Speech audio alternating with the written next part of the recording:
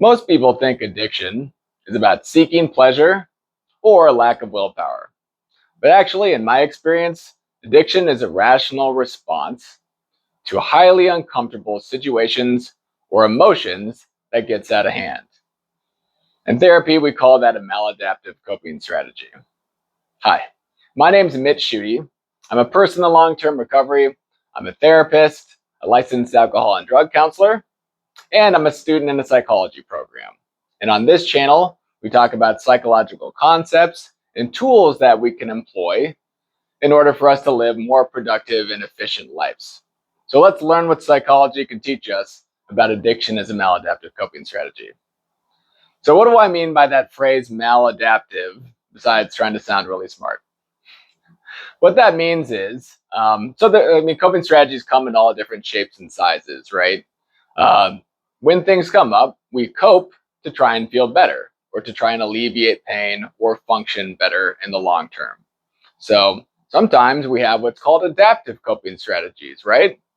In terms of adapting coping strategies, we'd be talking about things like exercise, journaling, hanging out with friends, going to therapy.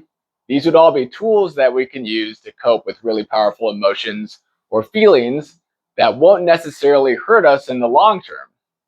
And so a lot of times those are preferred. When we say the term maladaptive, we talk about coping strategies that seem initially good, but in the long term end up causing us a lot of pain and uncomfortability, right? Or a lot of issues.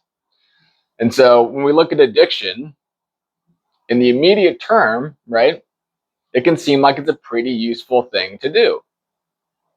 Let's talk about someone who has social anxiety, right? So that person is nervous around being around people. And so they think, all right, if I drink this alcohol, my inhibitions will go down. I won't feel my anxiety as much, and I'll be a little bit more likely to go to the party and be outgoing. Now, let's say that this person drinks a couple beers, goes to a party, and has an excellent time. And they learn that when I drink alcohol, I don't feel as nervous around people, so that's what I do. Now, this sounds really good, right? However, if this person keeps drinking alcohol and can't stop, in the long term, it can lead to an addiction, DUIs, issues with money, interpersonal conflicts, physical dependency. These are a lot of things that I would see in my treatment of people who have addictions. But a lot of times when I would talk to them, they'd say, hey, I have really bad social anxiety. I drink so I can be around people. And that's why I started in the first place. And it just kind of got out of hand. So there's a couple different levers that are coming into play when we're talking about someone getting hooked on alcohol, right? First of all, alcohol is extremely effective at eliminating anxiety in the short term, right? Like if I drink, I usually know exactly what's going to happen when I do that. And so therefore I have a lot of certainty about what's going to occur. However, my brain doesn't think about those consequences that could potentially happen if I continue drinking for a long period of time, because my brain is really just worried about eliminating that anxiety right now. So when I drink, I get relief. And so my brain and my body learn that when I feel anxious and before I go into social situations, I drink and that relieves the anxiety.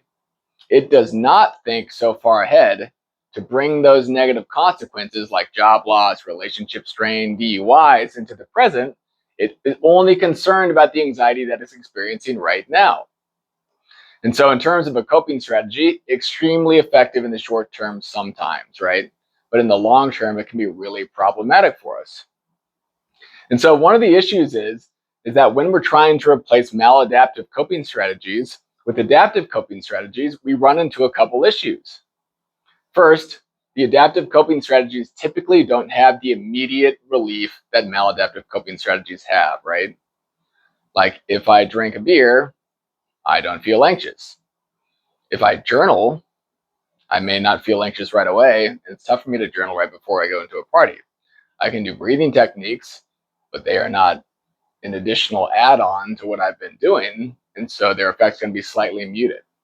And it's tough for my brain to do that calculation. That's like, hey, if I journal, if I'm around people, I'm not going to have as much stress in the long term. And it's going to be better for me because I'm going to avoid those consequences. It just says, this isn't booze. This isn't quite as good. We should go back to the booze. Not only that, you pretty much hijack your reward system in your brain. So your dopamine system is highly dependent on alcohol when you start doing that. And then it gets really difficult for you to manage emotions when you're not drinking alcohol. And so one of the problems is that when people have been using alcohol for a long period of time, that's the only coping strategy that they've learned to use. And so someone who started drinking at the age of 15 or 16 and has used that for every single time they've gone out to feel better doesn't have many tools in their toolbox. And so a lot of times what we do, or what I do when I'm working with clients, is I'm trying to get them to employ adaptive strategies for a period of time where the benefits in their life start to exceed the negatives that they have. Another thing that we need to do, though, is replace the alcohol with something else, right? If all we do is remove the alcohol, we try and do the same things all the time and just white knuckle through it, that can be a really, really difficult road to travel. So what I tell my clients constantly is that what we want to try and do is get them out there into the world and find a purpose or something that they can do that's going to be as enticing or close to as enticing as their alcohol use. Whether it's exercise, whether it's their job, whether it's in relationships, whether it's being around people. Like, these are all good things you can do. And then obviously treatment is going to be a really big thing for people who seriously have an addiction issue.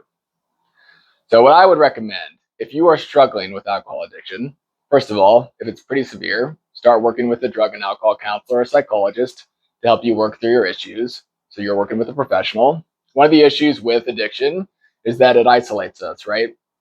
And so what we end up doing is we try and solve our own problem all the time, constantly. No one understands me. No one gets what I'm going through.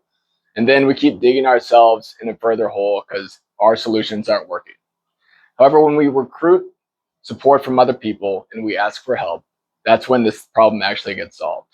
And so what I see in my life is when someone is finally willing to reach out and admit they can't quite do this on their own, which is not a sign of weakness, but a sign of resourcefulness and strength, that is when their life can change. And so first things you can do, reach out for help.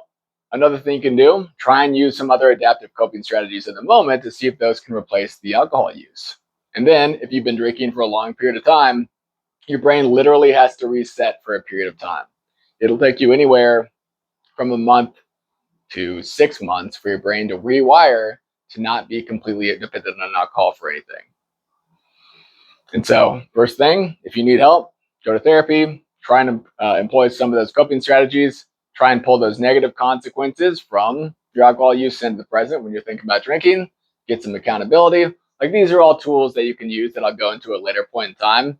The biggest thing is from this video, the point we're trying to hit is that addiction makes sense in the short term, right? You are not a criminal. It's not a lack of willpower that's causing you issues. You used a solution that made sense initially, and then it got out of hand.